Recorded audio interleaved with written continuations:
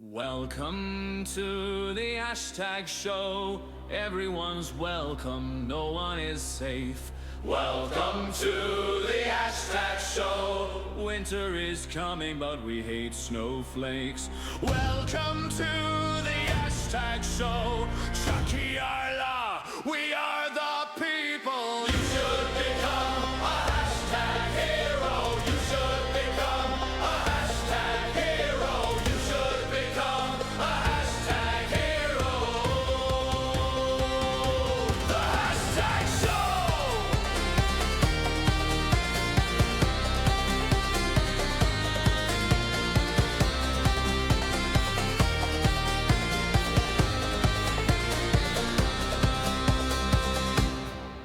Every last second there of the hashtag show introduction. How are you? I am Scott Gibson. This is the hashtag show.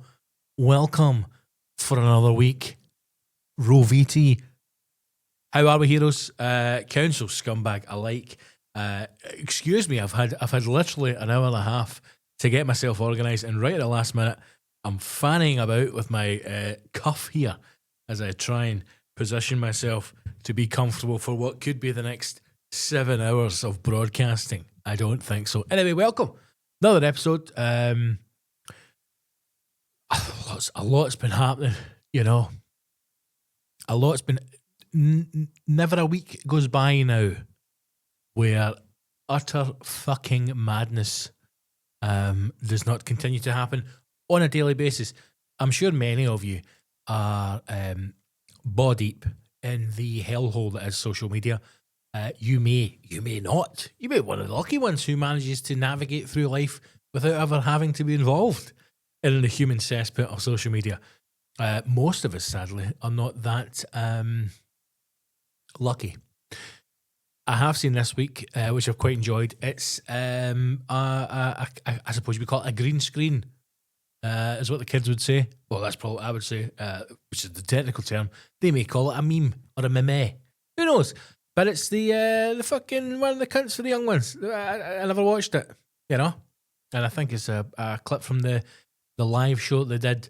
And simply, he says, there's been another fuck up. And yes, there has. There's been another fuck up. Never a week goes by now where something is happening, especially in the UK, that you don't think, for the love of fuck, will someone get a hold of this? And last week, no different. We have had the Epstein files come out. Every man in his Doug is fucking listed. We'll talk about that later. And then, of course, the old fucking Mandalay Bay, Lord Mandelson. Just when you find out it couldn't get any more mental, the US ambassador is a fucking wrongin'. What else needs to happen to this government for it to collapse? If you were to pitch some of these storylines to like the Game of Thrones writers, they'd be like, in the name of fuck, Westeros would fall. We can't take any of this on board. But here we are. Here we are. And the ironic thing is, even though it seems like there is another world of pain and terror that exists beyond what is our reality, you get up every day and you go to your work and you fucking go on it. Because what other choice have you got? What other choice have you got? You know? There's folk out there getting £8 million loans so he can buy a house and send his boyfriend to a private doctor. And you are punting your cunt for £15 an hour and you still can't pay your gas bill at the end of the month. But hey, you know? Keep voting. Keep voting because, do you know what? One thing you can rely on with Labour is no sleaze or cover-ups. That's the one thing you can rely on. So it's been a crazy week. But I hope you're all safe and well. I hope whatever's happening in the world, I think if we can all collectively just agree that the vast majority of stuff in politics is for them, right? It's no for us, okay? Let the cunts go on with it, all right? Leave them to it. Let them get up to their madness. Let them have their carry-ons, and we'll just do our thing. All right, I actually think a lot of people would just let politicians be arseholes if they just agreed to fuck off. Give them all their salary increases. Let them have their expenses so they can buy their fucking duck huts and pay off their rent, boys. Whatever it is they need to do. And just say to us, look, here's what's going to happen. We're going to bring down diesel to £1 a litre. Your gas and lecky is going to be no more than £100 a month combined, and a weekly shop will be 150 quid for a family of 4. If they said those 3 things, I think we go, do you know what? Deal or no deal, open the box, you cunt. We'll take that deal. Now you just fuck off. You just fuck off. Down to Westminster, build a wall around that, and let them do their own thing. You know? Let them go to the fucking sex islands and send fucking mad pedo cunts over to be ambassadors. Let them do what they want to do. And we'll just sit here with £1 for a litre of diesel, £150 for your weekly shop, and £100 a month for gas and lecky. We could live with that. And then we would let them fucking go and argue with themselves. Because it feels as if it's more and more detached. I actually went from last week when I recorded with Laura. I actually went, I'm not going to listen to the news, right? I'm not going to listen to LBC or talk radio. I'm not going to listen to it. I'm going to have a couple of days decompressing. And then I don't know where I was going. I was going somewhere and I turned the radio on and it must have been on LBC. And the two things that they were discussing was Mandelson, right? And an NHS nurse being employed to deal with first cousin marriages. And I thought, have I woke up in some kind of fucking parallel universe? And then the next 10 minutes was people phoning in to LBC to defend marrying your first cousin. And I thought, what the fuck is going on? What in the actual fuck is going on? What a time to be alive. Now, there would have been a point in our life, right? Because I'm talking to you here. If you're listening to this, I would suggest you're a normal person, right? But I mean, at this point, you're possibly a council scumbag, but you're still a normal person, you know? There's no Gen Z listening to this, right? We're my age, right? We're in our 40s, possibly 30s, or older, right? The good cunts of society. So we can remember a time when somebody would have said, what a time to be alive. It would have meant a great thing, you know? You're on holiday in a foreign, a Spanish resort, and you're out with the boys doing the strip, you know, and somebody offers you come into the bar for a free shot, and you go into the bar and you find out they've got pints of San Miguel for €1 and it's a midget strip show, and you would turn to your pals and go, what a time to be alive. Good things to celebrate. Never did you ever expect that you would live through a point where you'd be sitting listening to somebody defending marrying your cousin, and ironically, they're not a traveller. That was the ironic thing. I thought, when the fuck is the Gypsy King going to phone in? So that was my foray into news this week, and I thought, do you know what, I need another break. Like a heroin addict, he's gone off to the fucking Priory for a back sacking crack, head and shoulders massage, some fucking a swag. What is it called? A swagger. What is it called? They fucking stick bark up your arse and you smoke a pipe. Peyote. Ashawanga. Ashawawangi. What the fuck am I saying? Ashawawango. What is that stuff called? Ashawangi. This sounds like I'm speaking a foreign language. Ashawawangi, brother. Ashawawango to you, my man. Ashawanga. Shawangi. Am I having a fucking stroke here? Anyway. Just like that, you know. You've maybe left the Priory, right? You've gone in and you've went in for the VIP package, all right? So you've had the full deal. You know, you've sat with a hippie, you spoke over your problems, you've had the full spa treatment, your feet have never been as soft, your nails have never been so perfectly manicured. You've paid your 50 grand and you're going home. And because it's a VIP package, someone's been sent ahead as part of the rehab team, and they've taken all the old-fashioned Kit Kats out the house. So not a bit of foil exists. If you've taken all your spoons and if you've taken all your foil. I hope you were not expecting to enjoy an apple crumble on your return from rehab. And, you've gone out into the street of London town and you thought, I'll just have a walk in the fresh air after my new release, after my rehab. Turn the corner, couple of Peruvian street boys, they've offered you the brown, you're back in the gear. So my 2 days off of the consuming news, brutally interrupted by LBC's debate on whether or not you should marry your cousin. Now, again, not on the notes, marrying your cousin. But somehow we've got there. We've started this podcast, we're 10 minutes in, briefly spoke about Mandelson, and then somehow we've got to marrying your cousin.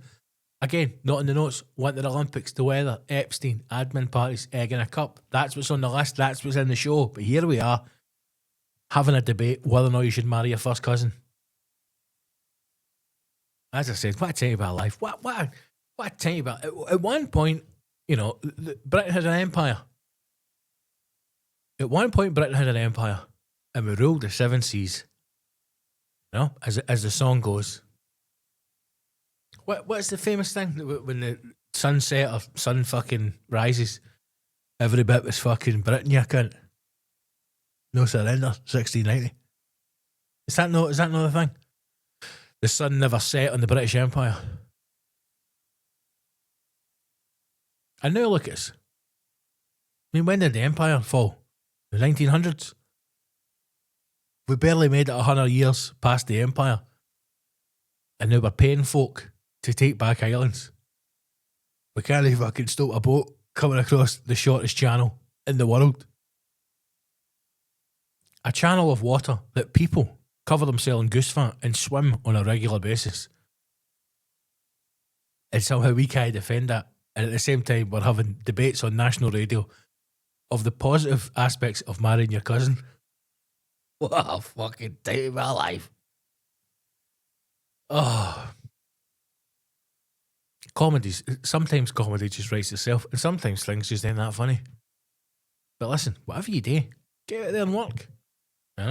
You've got to keep the system moving. Right, it is the start of the Winter Olympics. It's a difficult time for Scottish people. This is now, a 3-week period where we all have to pretend that we give a fuck about curling, when in reality, not a fuck is given. But it's one of those difficult things about being Scottish, is that we're never good at the stuff we want to be good at. We're good at the things nobody really gives a fuck about, right? We're very good at engineering. Nobody really cares, right? Nobody really gets excited by that. Medicine, okay? People of Aberdeen, wonderful people, got to a point where they just couldn't wait for the sheep to get to the mutton stage so they could fuck it. So we cloned sheep, all right?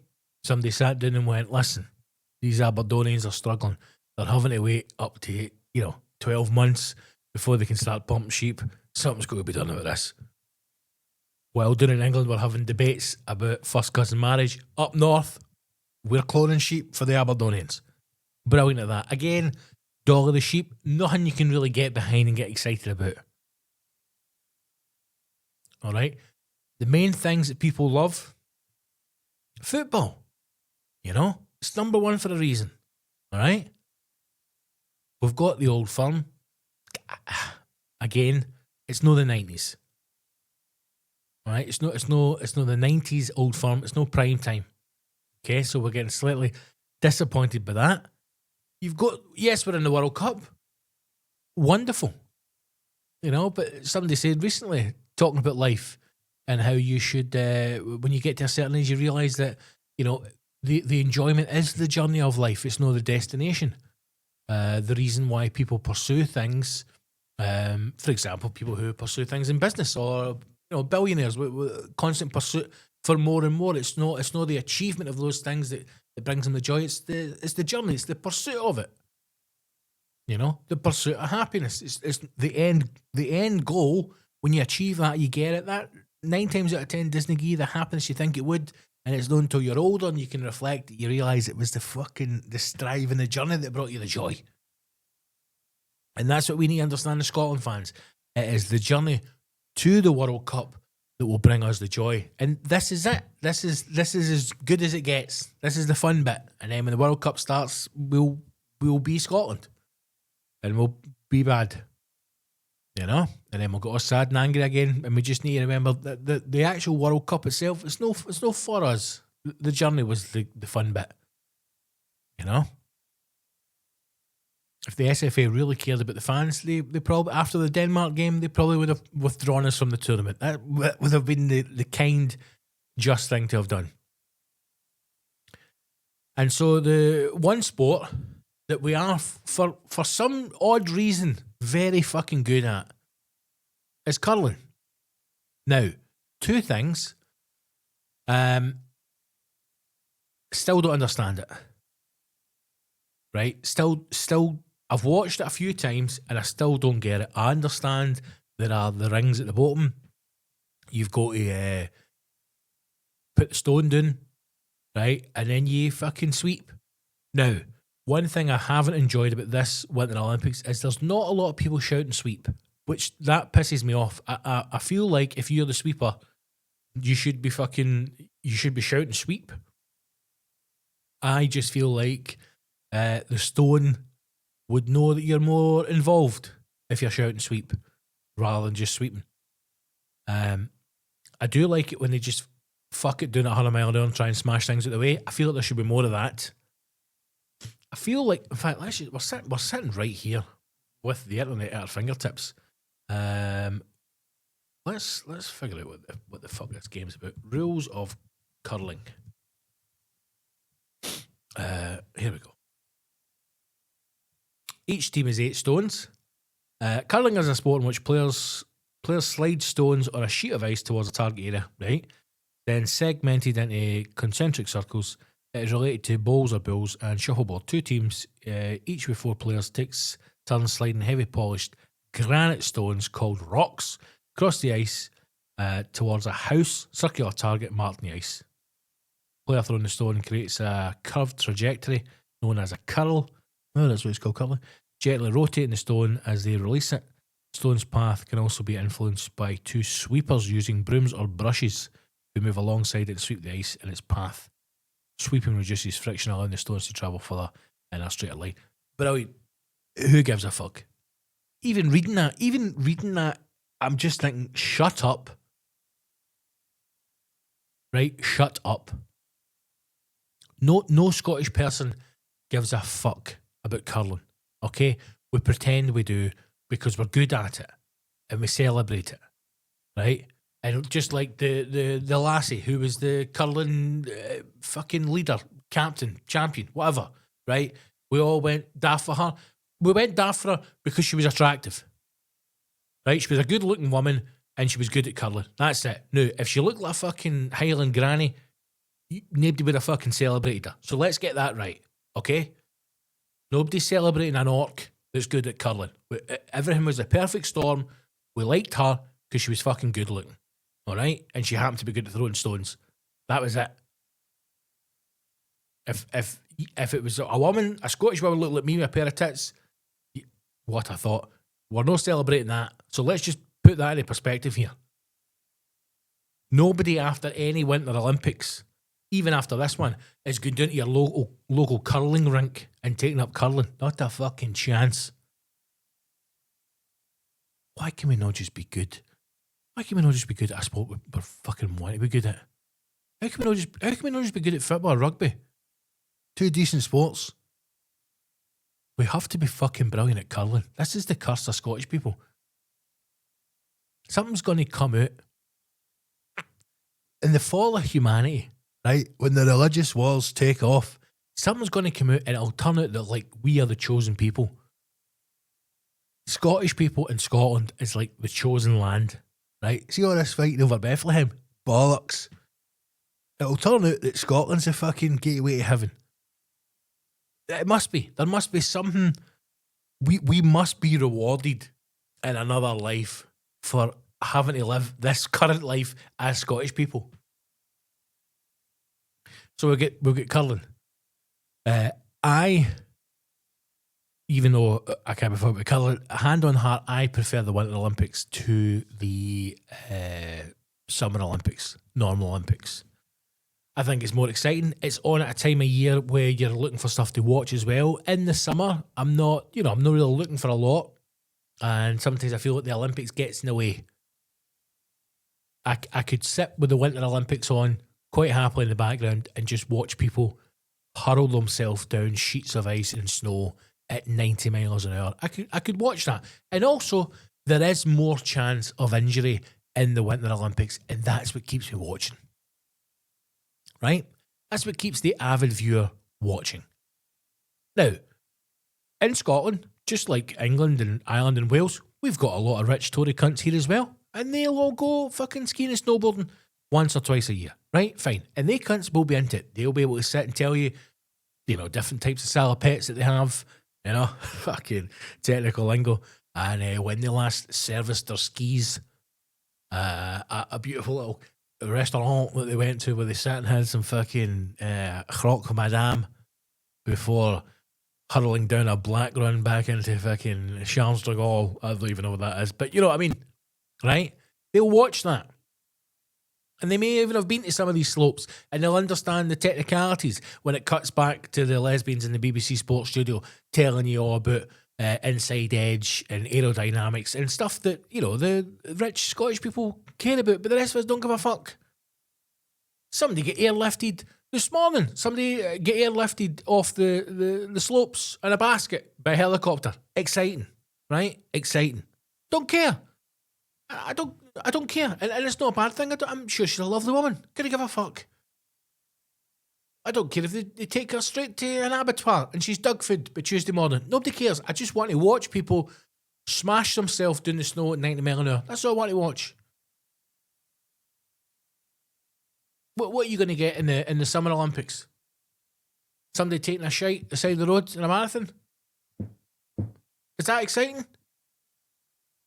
Is someone taking a shite at the side of a road more exciting than someone going down a slope at 90 miles an hour like a human bullet?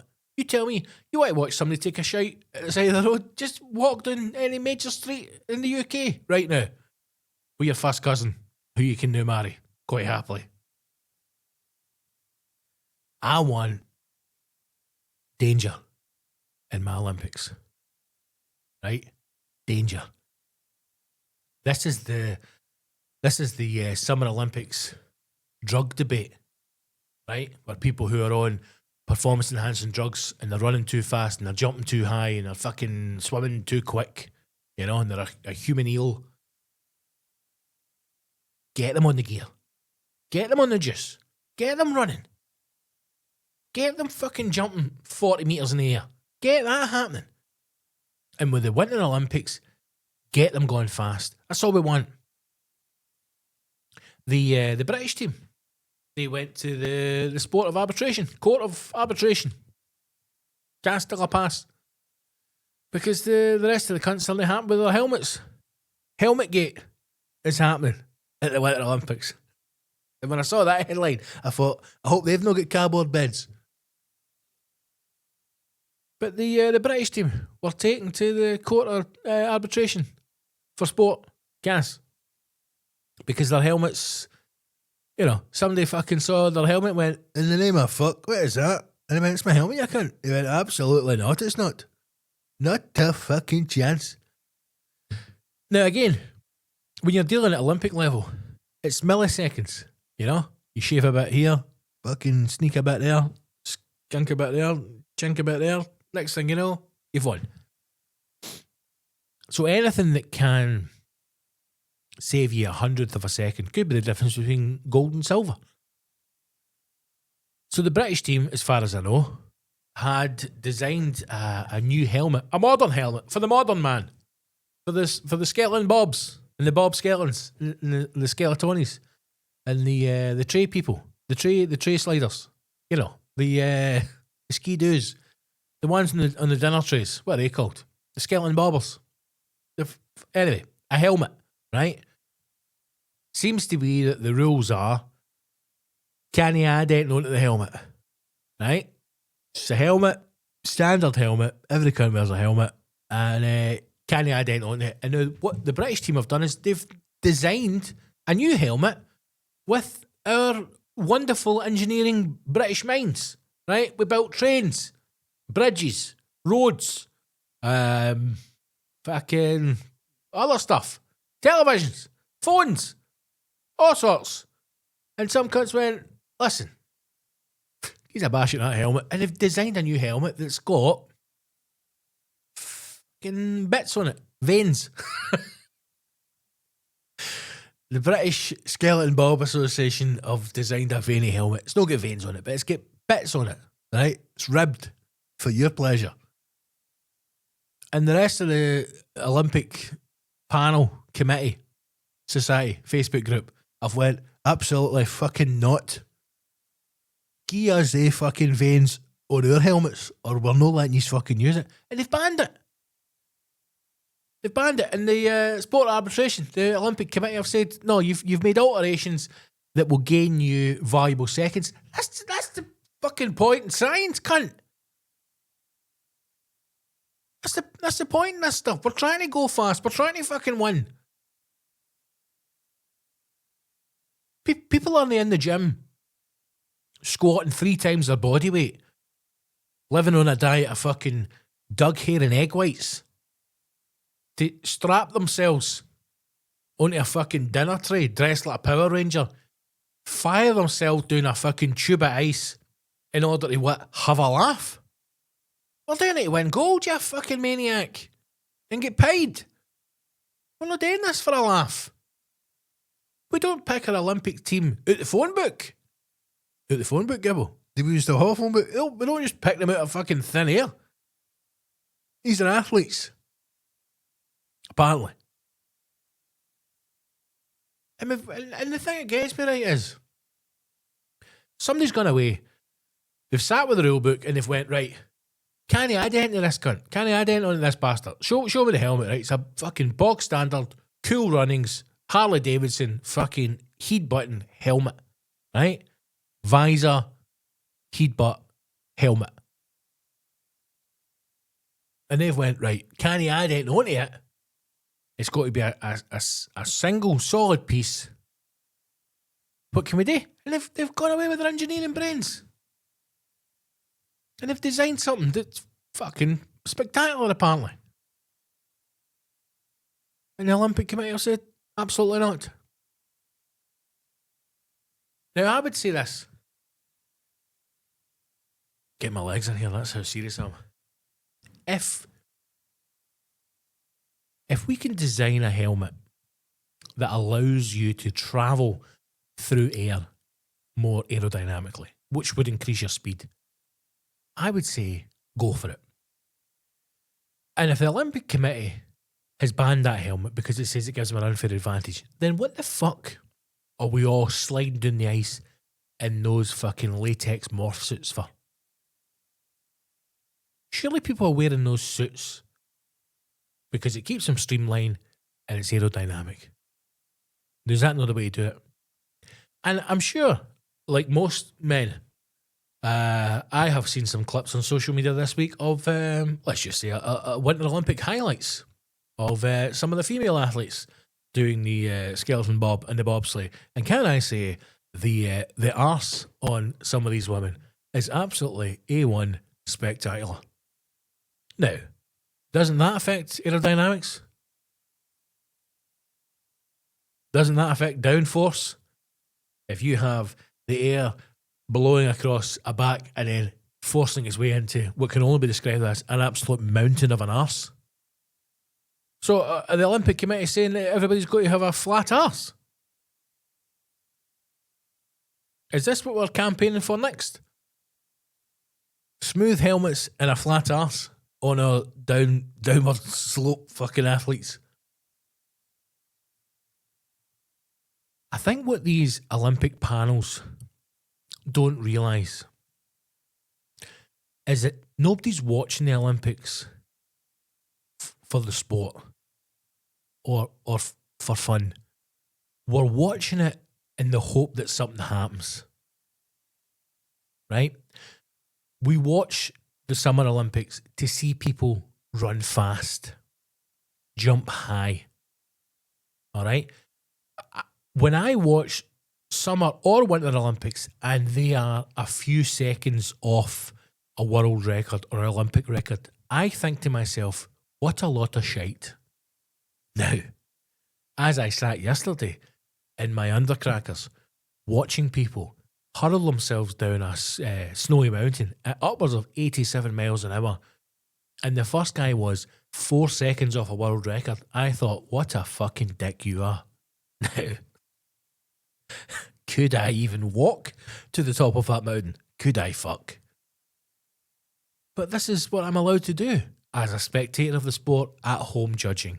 If you are 45 seconds out with a world record, I think you're fucking useless and should be shot as you cross the finish line. My point being, we want to see records broken.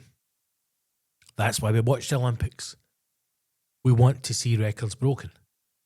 We want people going faster than the speed of sound. We want people to get to the bottom of the bobsleigh run, they take the helmet off and their eyeballs have been sucked out the back of their brain because they just went at 300 mile an hour.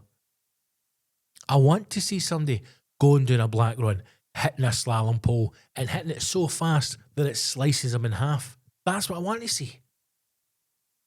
So if somebody creates a new magical, veiny, bulbous helmet that allows you to go at a millisecond faster, let them have the fucking helmet. Give every cunt the helmet. Don't ban it. The Winter Olympics needs to separate themselves further for the Summer Olympics, and they need to sit down in Castle Grayskull or whatever it is that the Winter Olympic Committee meet, and they need to say, how are we going to make this better? How are we going to make this more interesting? How are we going to get people tuning in, viewing, spending money, because it's all about money, over the Summer Olympics? How are we going to get people, when it comes to the summer and it comes to the Summer Olympics, saying, fucking hell, I wish the Winter Olympics was on even now because it's so much better? I'll tell you how. Get them going at the fucking speed of sound, right? Bring huskies in. Let's get some fucking dug sled racing. Now we're talking, okay? Ice fishing. Yes. Right? Let's go fully in to winter sports. Let's not just tiptoe around the edges of what the fucking Tory cunts do when they go to fucking Val d'Isère or whatever. There's the fucking fancy vibey places. I don't know. France. Fucking Banff. Wherever they fucking go. Right? Let's not do that. Let's get some real sport in there. Ice sculpting. Yes. You're telling me you wouldn't get up at 8 in the morning to watch fucking ice sculpting? Basically what the Winter Olympics need to do is look through old videos of Eurosport.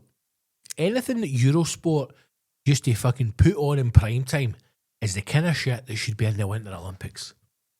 That's it. Husky dug racing, ice sculpting, ice fishing, penguin fighting, penguin wrestling. Penguin wrestling. Grease up a penguin, you've got to catch it. Pick up a penguin. We can fucking bring the biscuit back. The biscuit could sponsor them. Oh my God, we've absolutely fucking nailed this here. This is the kind of shit we want at the Winter Olympics, right? See the shooty one? When they shoot stuff. I don't even know what that is. They ski for a bit on the wee skis and then they fucking stop and sniper stuff. Get a bow and arrow in there. Get them shooting real targets. Get them shooting people. Get them shooting each other. Anything. Right? Anything that's going to get it a bit more exciting. Move us away for the bullshit. Move us away for the curling. We don't care. Right? It's boring. Okay? And if you're going to keep the boring sports, make it interesting. Right? Make it interesting. If you're going to keep things like curling, make it a bit more exciting. Every fourth stone, you've got to fucking launch it. Alright? Every fourth stone, no matter what the game is, the score is, or where your fucking stones are, you've got to fire one down the middle, 100 mile an hour. Okay? When the game starts, we turn the heaters on and the ice melts. Right? There you go. Another exciting thing. Every 12th stone, we set one on fire. It's one of the stones. You don't know which one. It's got a bomb in it. Could explode at any minute. You wouldn't watch that? You wouldn't watch that? You're telling me that you would not prefer to watch the curling where one of the stones has got a bomb in it? And it could go off at any minute? Of course you would. It could be when they fucking release it. Could be when somebody's sweeping it. Goes off, bang. Could be when it's sitting. Judges counting, measuring the stones, bang.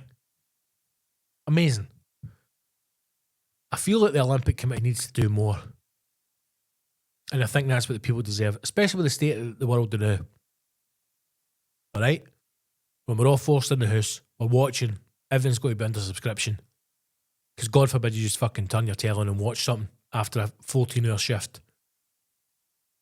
So make the Olympics exciting again. Mayo. Aye. Let's do it, man. Get cunts going at 100 mile an hour. Get fucking people getting sliced in half.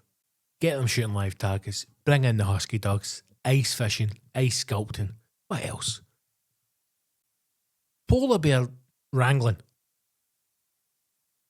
And fucking get one of the stones blown up in the curling. Make it happen. Make it happen. Welcome to the HashTag show. Everyone's welcome. No one is safe.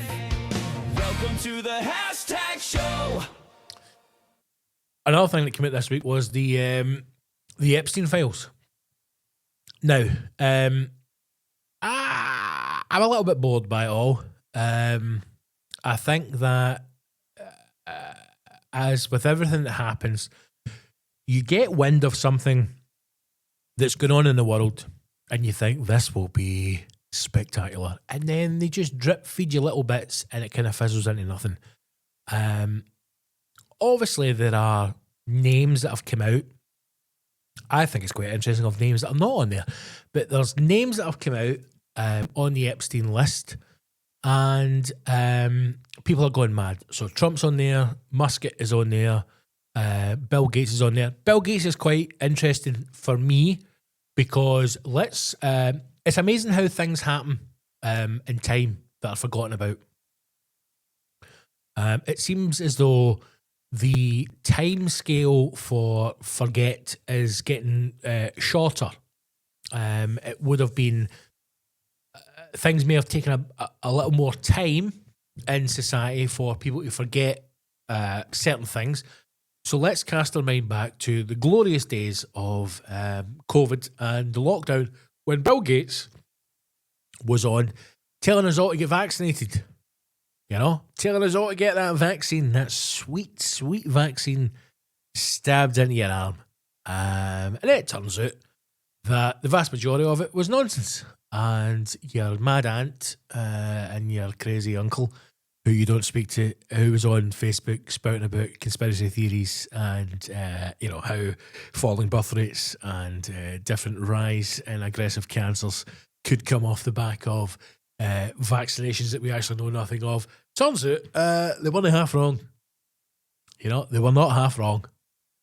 All the vaccine deniers who were on there saying, I will not get it, and people were on going, you bastard, you killed my granny because you never get vaccinated. Turns out that they were probably right. Turns out they were probably right. Has anyone apologised to the crazy fuckers? Have we, buggery? We've continued on, as if it didn't happen. As if it didn't happen. Same group of people who were telling folk in Tesco they were key workers. Shut the fuck up. Lazy bastard sitting at a till. Can't stock a shelf. You're telling me they're a key worker? Go fuck yourself. And then here we are.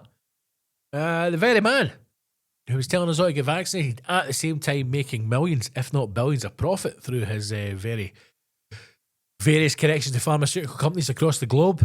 Turns out he was on Pedo Island. Now, my other question is this. It couldn't have all been piddly-fiddly on the island. There must have been some consensual, fully grown adult pumping. Because I don't think everybody on that list is a pedo. That's all I'm saying. You know? You wouldn't want to be on the list. That's the first thing.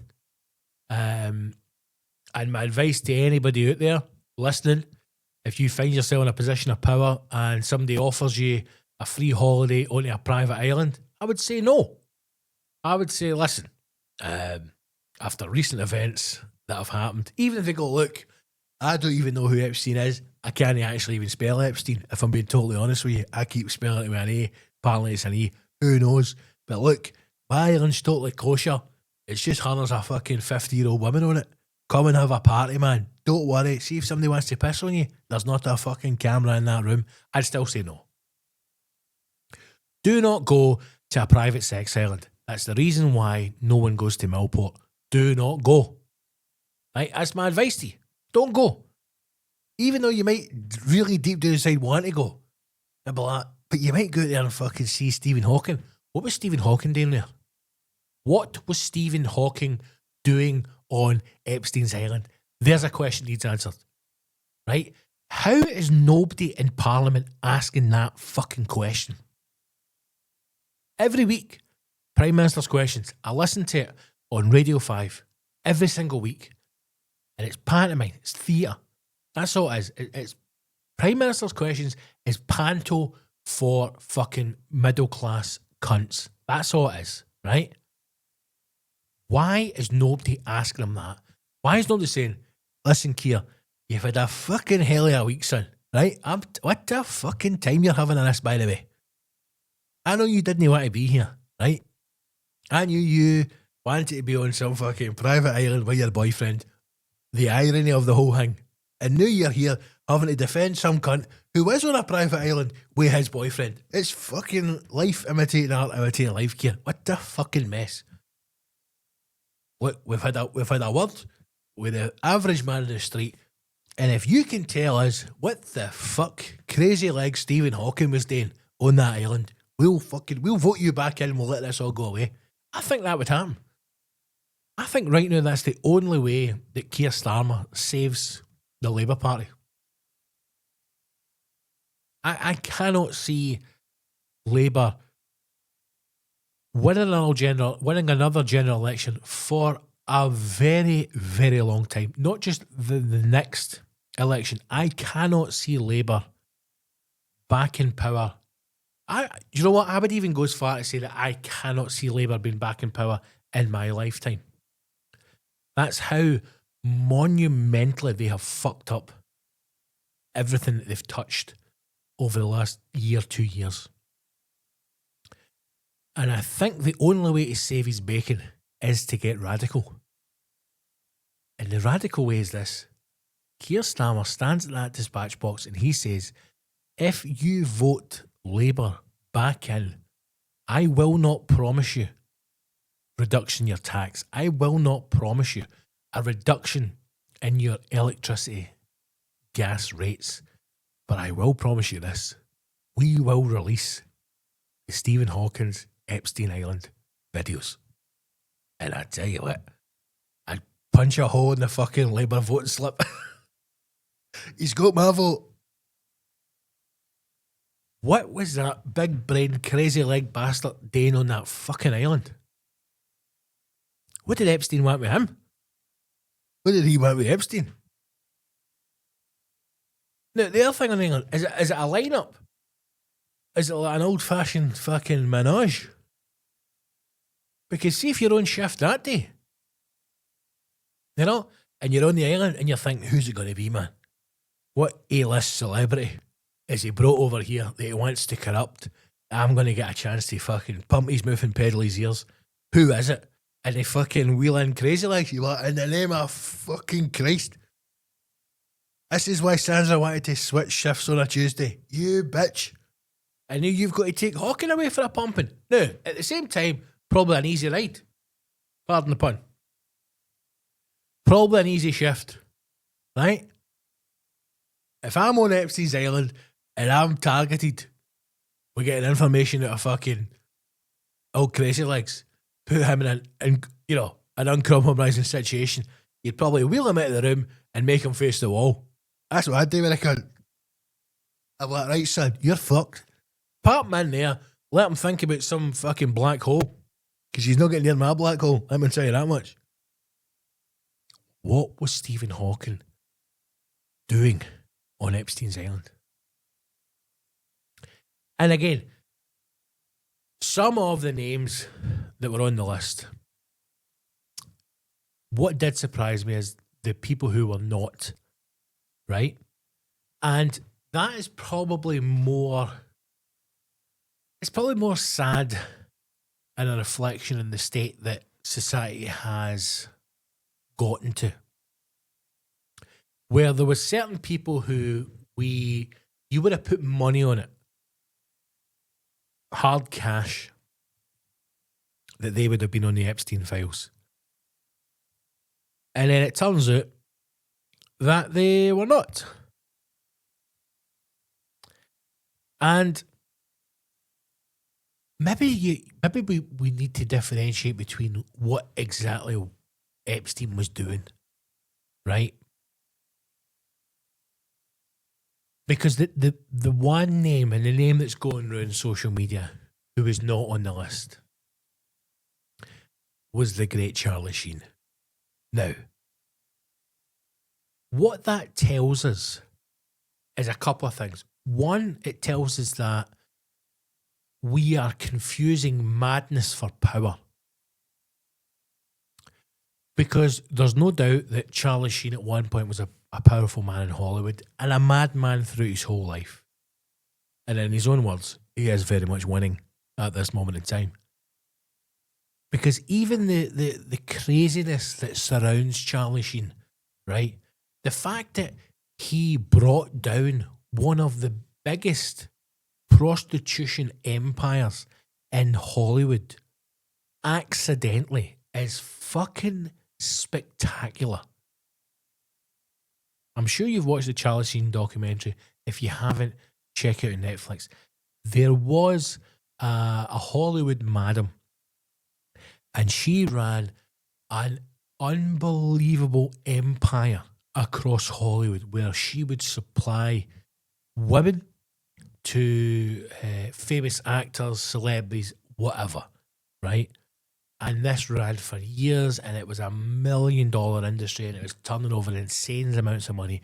And Charlie Sheen brought it down because he paid for a prosy with traveller's checks. Beautiful. That's how fucking mental he is. He paid for a prosy with traveller's checks. And when they get cashed, the house of cards came down. And this guy, tiger blood drinking, cocaine addict, traveller's checks paying prosies. Even Epstein was like, that cunt's too much for me. Even Mossad has got his limits. Even Mossad has went, look, we're not for a laugh, but Charlie Sheen, that's too much for us. Because I guarantee you this, see if Epstein had have got Charlie Sheen on that island, Charlie Sheen would have found a way to accidentally bring that fucking empire down as well. Maybe that's what the American government need to do. Maybe they need to recruit Charlie Sheen and play Mossad at their end game. Maybe the Americans should make Charlie Sheen their Epstein. Maybe they should give Charlie Sheen an island and say, look, there is an infinite amount of money. We're going to rig this place with cameras and microphones, and just you continue to live your life as Charlie Sheen, and whatever powerful people come into your fucking atmosphere, we will use that information to bring down governments. Maybe that's what we need to do. Maybe Charlie Sheen is the ultimate sleeper agent. Who knows? But even Mossad wouldn't touch him. That's when you know you're Hollywood royalty. When even one of the biggest, most well-funded intelligence agencies in the planet are scared of you. Charlie Sheen could bring down Mossad. Right, we're gonna say goodbye to the Dear Council listeners. What have we still got? We need to talk about the weather. We need to talk about this admin parties thing that I've seen, which is absolutely fucking diabolical. And egg in a cup. We need to talk about that because the it seems as if the Northern Irish are doing their usual. So we'll discuss that and much more in this episode. So if you want to continue listening to the episode, then please become a hashtag hero. You do that on Patreon, patreon.com/the hashtag show. It's the only way to hear every single episode in its entirety, and it's the best way to support the show. If you're not able to become a hero, or you don't want to subscribe to the Patreon just now, please share the podcast, like it on the socials, share the audios and the videos, and if you haven't already, please, pure begging, please can you go and subscribe to the YouTube channel, because we need to start getting those numbers up. It would mean a great deal to me if you could subscribe. We have got across the platforms 8,000 subscribers and followers, but we only have 700 plus on the YouTube. So if you are listening to this or you're on the Facebook page, please just click the link and give us a wee subscribe, and nothing will happen to you. Nothing will happen to you. You know, it just means you'll help us grow the channel and increase the numbers. That's it. So until next week, dear council, we will speak to you all then. But yes, like and subscribe, follow the pages on the socials, subscribe on the YouTube, and as always, I love you all. I just love the heroes a little bit more. Take care of yourselves. I'll speak to you all next week. Your time as a council scumbag is ending. Become a hashtag hero to continue. Your time as a council scumbag is ending. Become a hashtag hero to continue.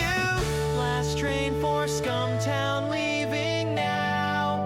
Only heroes past this point. Bye, scum.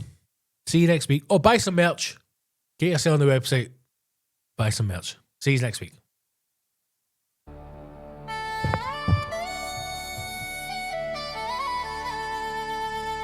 Goodbye, dear hero, it's been a blast. For another week we say adios. If you came as friend or even foe, then you should become a hashtag hero. Spread the show as far as you can. 1 million heroes or a lifetime ban. All we do is speak our minds. We hope you're around for the ride. We are the hashtag show. Everyone's welcome, no one is safe. Winter is coming, but we hate snowflakes. This is the hashtag show. Become a hashtag hero. Become a hashtag hero. Become a hashtag hero. Until next time. Until next time. Until next time.